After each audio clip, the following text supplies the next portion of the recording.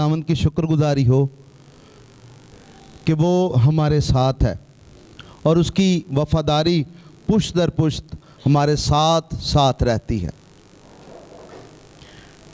ज़िंदगियों में परेशानी की लहर, दुख की लहर, मुसीबतें, तकलीफ़ें आएंगी और आती रहेंगी, मगर हमें खुदा कहता है कि खुश रहो। फिर कहता हूँ कि खुश रहो।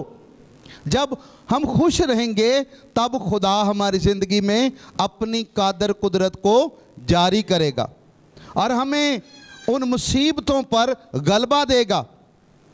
अगर हम मुसीबतों के शिकार होके, आजमाइशों के शिकार होके परेशान हो जाएंगे तो इट्स मीन इब्लीस का मंसूबा हमारी ज़िंदगी में क्या हुआ? कामयाब हो गया। अगर हम उन पर गालिब आएंगे तब खुदा हमारी ज़िंदगी में गलबा देगा, ताकि हम उन सब बातों पर क्या करें? गलबा पाएं, जोर पाएं। शरीर के मंसूबों पर हम गालिब आते हुए उससे शर्मिंदा करें। जब हम शर्मिंदा करेंगे तब इब्लीस भी शायद हैरान हो जाए कि मैं इन्हें दुख देता हूं और ये खुश होते हैं, मैं इन्हें तंग करता हूं और ये नारे मारते हैं। जब ऐसा करेंगे तो यकीनन इब्लीस जो है वो थरथराएगा, इब्लीस कांपेगा, हमारी जिंदगियों से वो भाग जाएगा। इसीलिए कलाम मुकद्दस कहता है कि तुम उसका मुकाबला करो तो वो तुमसे क्या होगा जी? भाग जाएगा। अब मुकाबला कोई डंडे सोटे लैके ते करना नहीं, करना तो असा ईमान दे हथियारां नाल है। ईमान दे हथियार जो इस्तेमाल करांगे फिर खुदावंद सानू इब्लीस के सारे कामां ते की करेगा? गलबा देगा। सारे कामों पर हम क्या आएंगे? गालिब आएंगे, क्योंकि यस्सु ने हमें क्या दिया है? जोर दिया है। और जब हम उसके वफादार रहते हैं तब हम उसमें बढ़ते रहते हैं, तब हम उसको अपनी ज़िंदगी में उस पहले दर्जे को देते हैं, ताकि खुदा हमारी ज़िंदगी में पहली बरकत, पहले मी को जारी करे। आए कलाम मुकद्दस की तरफ चलते हैं। प्रेस जिंदा खुदा तेरी शुक्रगुजारी है। मुकाशवा 2 बाब और उसकी 10वीं आयत। Press hallelujah. बहनों में से कोई भी पढ़े, अपनी जगह पे खड़े होके आप पढ़ेंगे।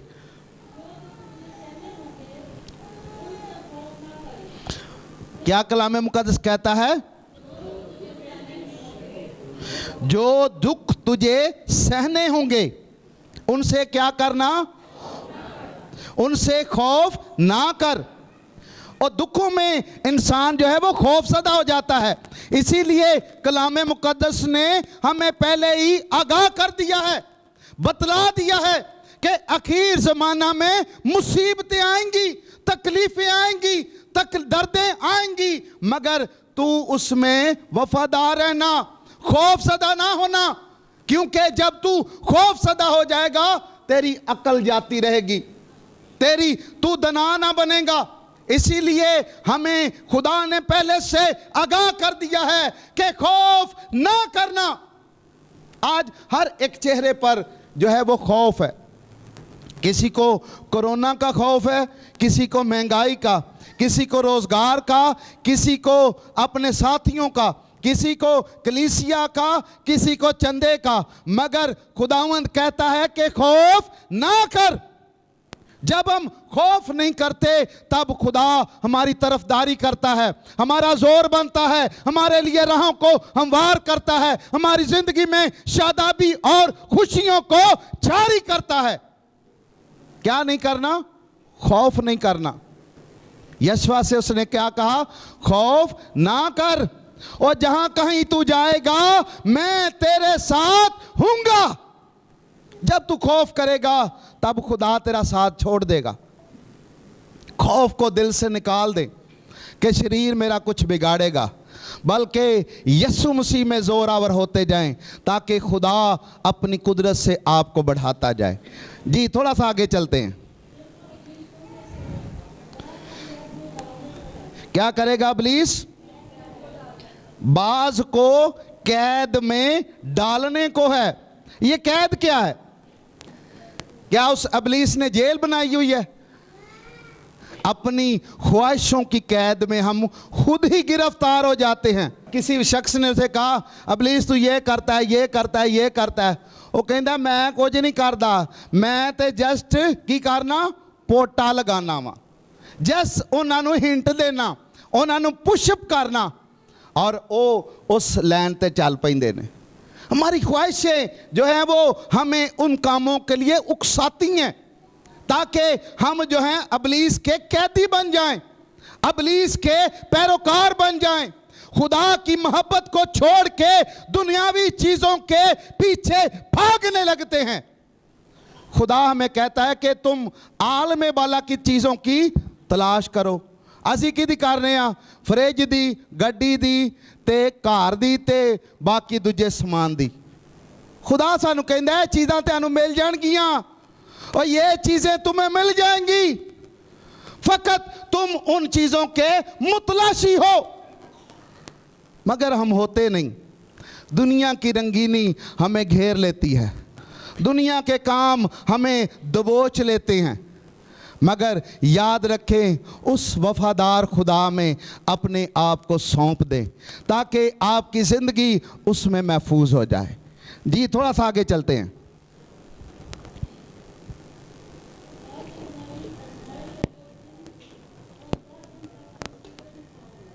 कितने दिनों की?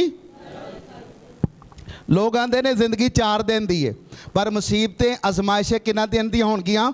10 दिन दियां। मुसीबत वैसे ही वध जाती है ਜਦੋਂ ਅਸੀਂ बेदिल हो जाने हैं, कमज़ोर हो जाने हैं, क्योंकि मुकाबला नहीं ना करते। तो इसी सबब से जो है वो इब्लीस हमें उस चक्की में पीसता रहता है।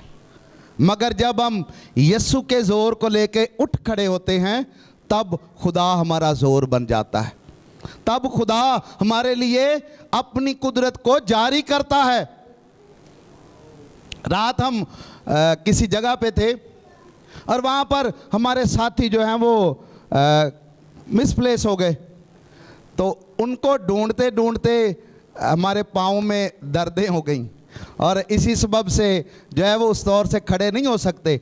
मगर यीशु जिंदा है, जो ज़ोर बख्शता है, जो कुव्वत देता है, जो थके मांदे के लिए क्या है?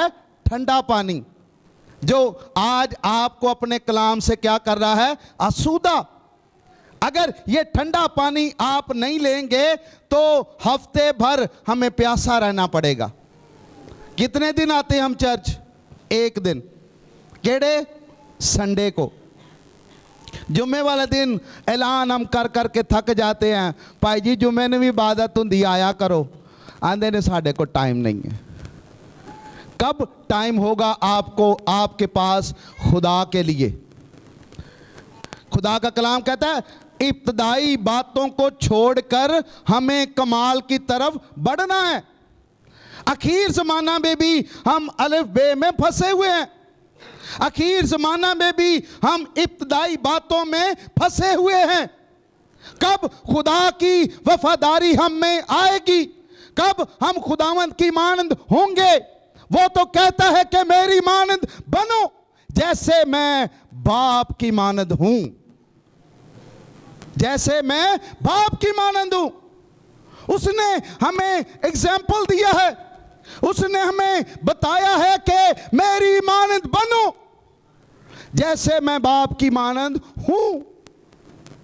जब तक हम उसकी मानंद होने की कोशिश नहीं करेंगे वो हमारी ज़िंदगी में उस कुदरत को कायम नहीं करेगा, क्योंकि कलाम मुक़द्दस कहता है उसकी आंखें ऐसी पाक हैं जो बदी को देख नहीं सकती।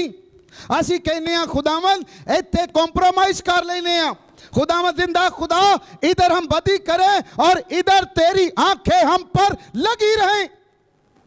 मगर याद रखें खुदा खालिस्तन खुदा है, वो कॉम्प्रोमाइज नहीं करता, वो आपकी जिंदगी में अपनी कादर कुदरत को वफादारी से जारी करना चाहता है। मगर आपको क्या होना पड़ेगा? पाक होना पड़ेगा। किसी भाई से हमने कहा, खुदा ने उसे बरकत दी और हमने कहा कि भाई जी हुण तुसीं बपतिस्मा ले लो। उन्हें कहा भाई जी मेरा कारोबार है बहुत ज़्यादा, तो कारोबार च ना छोटी मोटी गड़बड़ करनी पैंदी है, छोटी मोटी गड़बड़ करनी पैंदी है, उत्थे झूठ मारना पैंदा है, उत्थे होर काम करने पैंदे ने, इसलिए मैं बपतिस्मा नहीं लेना चाहता। हाँ मैं खुदा नाल चलदा रहांगा। याद रखो जो रास्ते का दरवाज़ा तुहाडे लई नहीं खुलेगा कि तुसीं उहदे च वधोगे, नहीं वधोगे, नहीं वधोगे। इसलिए खुदा कहंदा वे कॉम्प्रोमाइज़ दी जिंदगी उन्हें पसंद नहीं, वो कहंदा कि खालिस जिंदगी मेरे लिए गुजार, खालिस। जी थोड़ा सा आगे चलते हैं।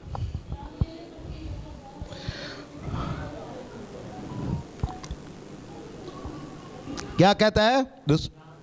जान देने तक, जान देने तक वफादार रह तो मैं तुझे जिंदगी का।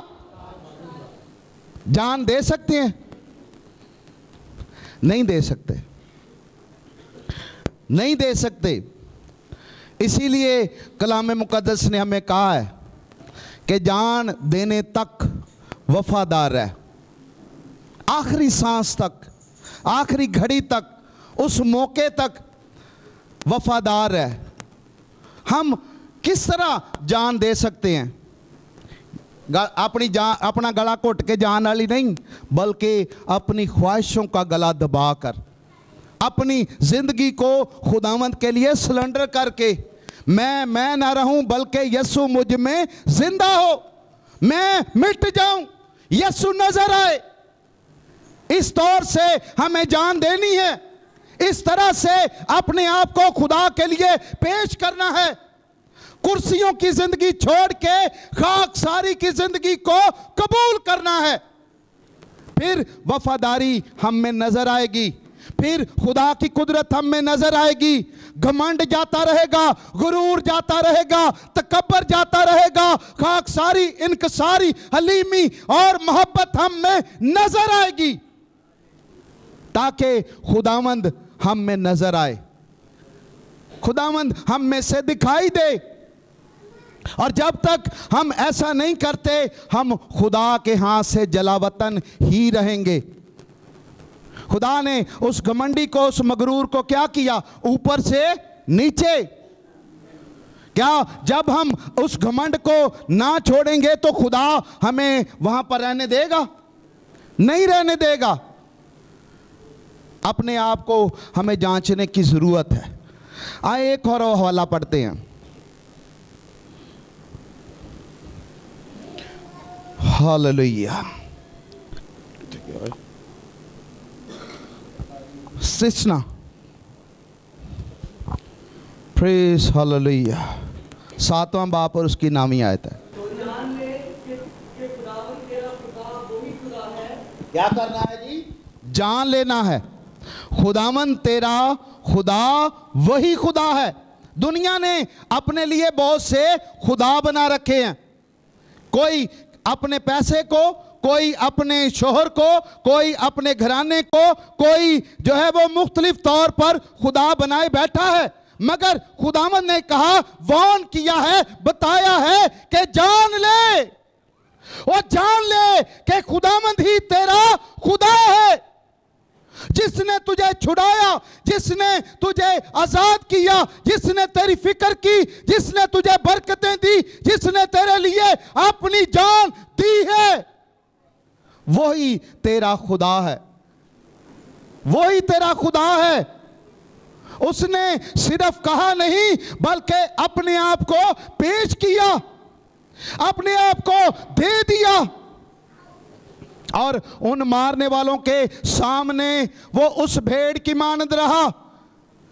जैसे भेड़ बाल कुतरने वालों के सामने खामोश रहती है, वैसे ही मेरा और आपका मुनज्जी, निजात दहिंदा उनके सामने खामोश रहा, ताकि हम क्या हो जाएं? रिहा हो जाएं, हम आज़ाद हो जाएं, हम खुदावंद में बहाल हो जाएं, उस मकाम को वापस ले सकें जो गुनाह और खता के सबब से हमसे खो गया था। खुदा चाहता है कि हम उसमें वफादार हो जाएं। आमीन जी। थोड़ा सा आगे चलते हैं।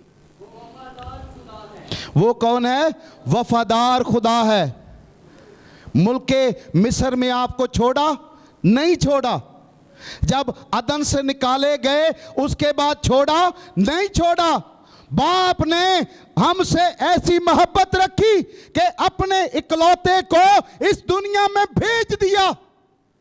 यह फिक्र है, यह मोहब्बत है, यह वफादारी है कि उसने हमारे लिए अपने बेटे को भेजा, उस मुजस्सम कलाम को, उस मुजस्सम कलमे को जो उसके अंदर पोशीदा था।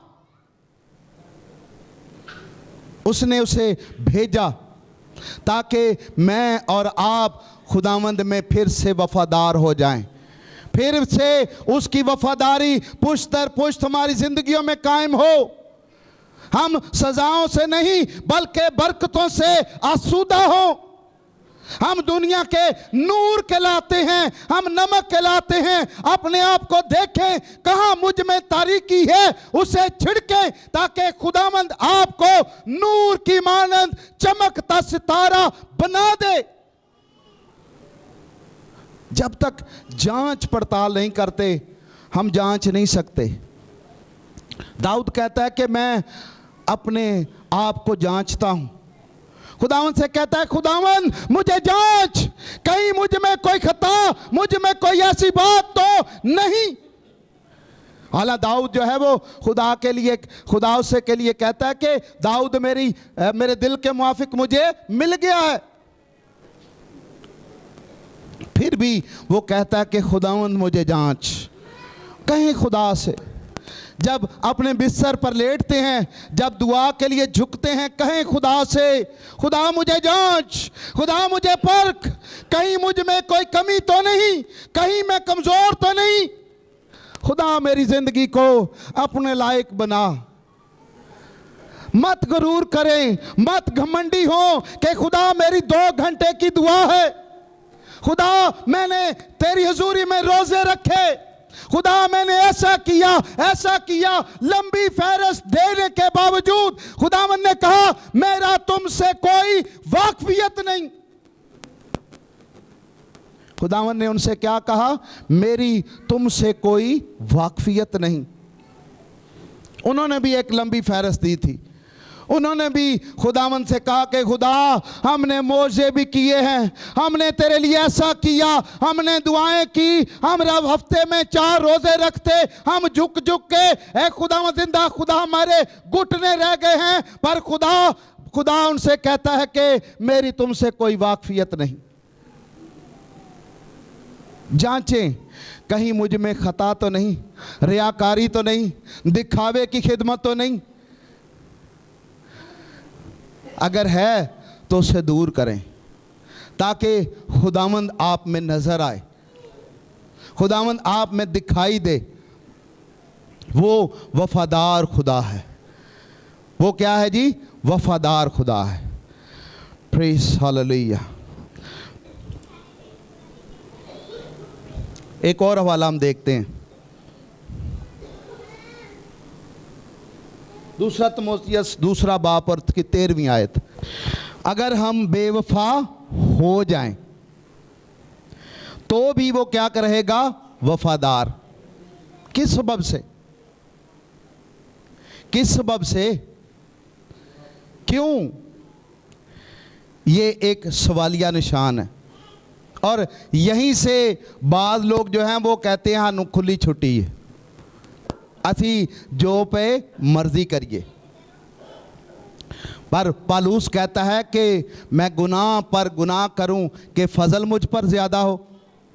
हरगिज नहीं, हरगिज नहीं। फजल हमें रिहाई नहीं देता, फजल हमें छुट्टी नहीं देता कि हम गुनाह ही करते रहें। यसू ने फिदिया दे दिता है, यसू ने हुण सारा कुछ कर दिता है, असी खतावां ही करते रहिए। असी अपना किरदार कदों अदा करांगे? असी अपनी वफादारी कदों जाहिर करांगे? क्या हम वफादार नहीं होंगे खुदावंद के लिए? अभी हमने पढ़ा मुकाशवा में कि तू जान देने तक वफादार है। अगर तूने ताज पाना है, तूने बरकत लेनी है, तूने खुदावंद में सुरखरू होना है, तो वफादार हो। तो अभी कलाम कहता है कि अगर तू बेवफा भी हो जाए तो भी जो है खुदा तुझसे वफादार रहेगा, क्योंकि वो वफादार खुदा है। वो आपको छुड़ाता है। अगर आपने अदन में खता की, आपने गुनाह किया, आपने जो है वो खुदा के लायक उसके शायाशान काम ना किए, तो भी खुदावंद ने अपने बेटे को भेजा। उसने मखलसी के दरवाजे हमारे लिए खोले ताकि हम जो है वापस उस मकाम पर लौट आए। वो बेटा जो अपने बाप का सारा माल लेकर चला गया, बाप ने कहा कि जान छुट्टी चला गया, नहीं कहा, बल्कि उसकी राह देखता रहा। आज खुदावंद भी आपकी राह देखता है। आज खुदावंद भी आप पर निगाहें लगाए हुए है।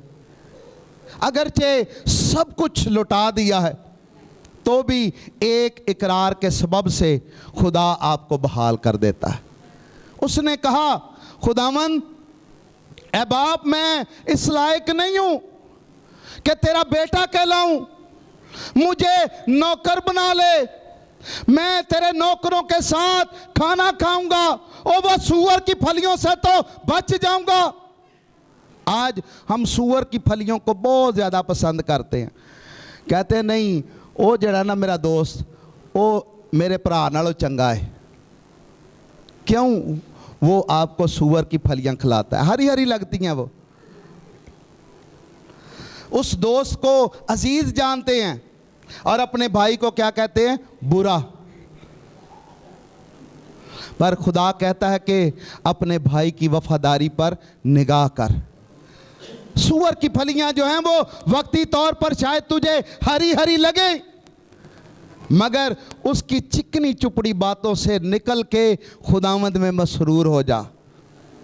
उस इकरार के सबब से नुसरत वापस अपने बाप से मिल गया और उसके बाप ने उसे दुदकारा नहीं बल्कि गले से लगाया, उसे उसके लिए खूबसूरत पोशाक दी, अंगूठी दी। आज खुदावंद भी आपका मुंतजर है। एक इकरार कि खुदावंद मुझे माफ़ कर और मुझे फिर से बहाल कर, ताकि मेरी ज़िंदगी में तेरी कुदरत फिर से ज़ाहिर हो और मैं तुझ वफ़ादार खुदा की मानंद वफ़ादार हो जाऊं। आमीन। खुदावंद इस कलाम के वसीला से आपको बरकत दे।